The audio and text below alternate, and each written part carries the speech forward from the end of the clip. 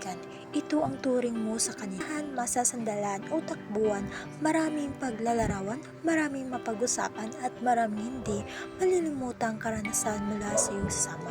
Hanap ng lahat ng tao, isang tunay na kaibigan. Yun naman kay Webster Dictionary, ang pagkakaibigan ay nangangahulugan ng pagkakaroon ng ugnayan sa isang tao dahil sa pagmamahal ng affection at pagpapahalaga na stem. Suman kay Aristotle, ang pagkakaibigan ay sumisumbolo mula sa pagmamahal ng mga tao, malalim na kilala ang pagkatao sa pananaw ng sarili at iba pa.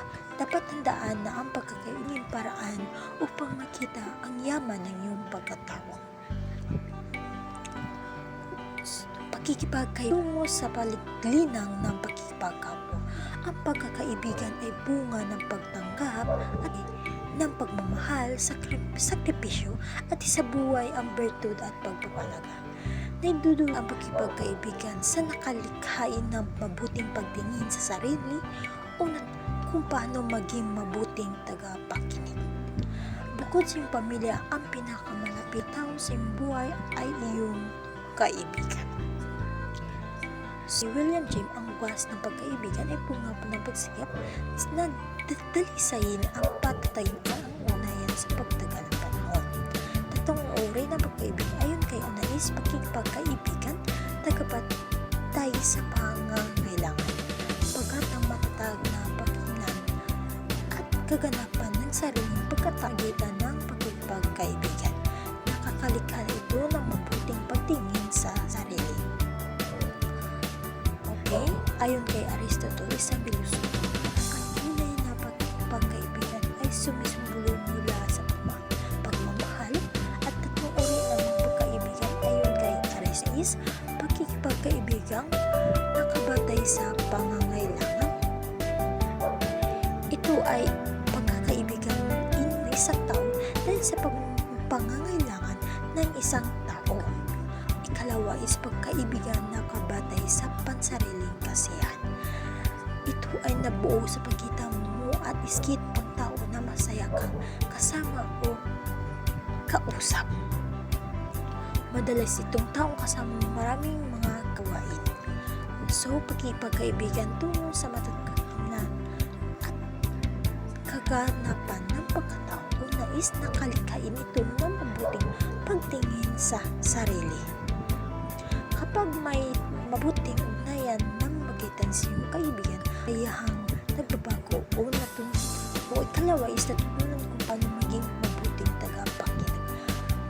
Ito lalo na sa mga kabataan, mahirapan ang pagkalamang ng mga pasensya ng giging marap ang suliranin ng kapwa. So ikatlo is natutukoy kung sino ang mabuti at hindi mabuting kaibigan sa pamagitan ng tunay na kaibigan. Sa mga malaman ng kaibigan at hindi kung mayroon kang parehong pagdasan dito, hindi madali lang ang pagpatawad ng isang kaibigan dahil kapag mali siya, dapat tawarin mo dahil hindi naman tayo perfecto para hindi natin sila patawarin. Pagkikipagkaibigan ay nangangahulugan pagkakaroon ng ugnayan sa tao dahil sa pagmamahal, affection o pagpapalagang istem. So ayon sa Webster Dictionary, ito ang wika ng isang pagkakaibigan na pagmamahalan, benepisyo ng pagkakaibigan ang pagkakaibigan ay dadaan na mahaba at masusing proseso. Ito ay mula sa malalim na pagkakilala o papanig ito para sa kabutihan ng isa't isa at mahigit ito ng antas. Ang tunay ng pagkaibigan ay sumisimbolo mula sa pagmamahal ng tao, mahalin ng nakilang pagkatao, pananaw sa sarili. Dapat nating tanggapin ang ating mga kaibigan dahil sila yung pagmamahal sa iyong kapatid. Ang kaibigan ay nagmamahal sa lahat ng panahon at sa oras ng kagupitan ay parang kapatid na tumutulong sa atin. Ibig ibig sabihin na walang pinipiling oras at lugar ang pagiging isang kaibigan. Pakikilala ang isang tunay na kaibigan sa mga pagkakataong may problema at kalamidad dahil sila ang mga taong handang tumulong nang walang inaasang kapalit. Sila ang maituturing na kapamilyang. Madalas nasasabi ang kaibigan ay isang kayamanang dapat ingatan dahil sila ay mahalaga para sa atin. Ang kaibigan ay mas mahalaga pa sa ibang tao. Kapag ikaw may problema, malaki man o maliit, kaibigan dumarating at sa iyo'y nakakampi. Kapag ikaw ay masaya, punong-puno ka nagsigla, ay nariyan, kasabay mong tumatawa. Halakhak na yung nagsasabi sa siya ngay maligaya, kaysa mong natutuwa dahil ikaw ay masaya.